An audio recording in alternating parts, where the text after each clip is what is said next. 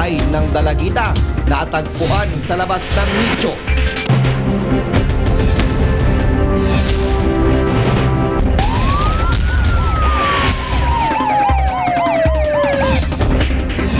Posibleng ginahasa ang bangkay ng isang 15 anyos na dalagita na halos 2 linggo nang nakalibing nang ito'y matagpuang hubot-hubad sa labas ng nicho nito sa public cemetery ng Maria Aurora sa probinsya ng Aurora. May fast break news si Jojo Matias.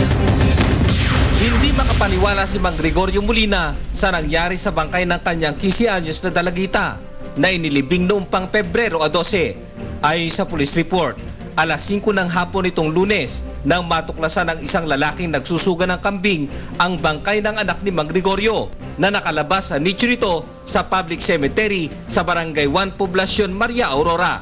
Sa investigasyon ng pulisya, lumalabas na posibleng necrophilia o panggagahasa sa patay ang kasong ito. Masakit ang kalubang ko nung nabalitaan ko na gano'n. Mabigyan din ng katarungan sana yung anak ko. Ayon kay Mang Gregorio, Pebrero 3 nang mamatay sa isang vehicular accident ang kanyang anak. Dito sa lugar na ito natagpo ang hubot-hubad ng bangkay, 10 metro ang layo mula doon sa kanyang puntod at posibleng dito rin isinagawa ang kahalayan ng mga suspect. Sa inisyal na pagsusuri ng Municipal Health Officer, positibo na may nangyaring penetration sa bangkay. Positive na may penetration. Kaya lang, hindi natin alam kung pag-aari nga ng lalaki o pinasaka lang ng... Kasi nakatihaya. Tapos nakabukaka yung dalawang legs niya.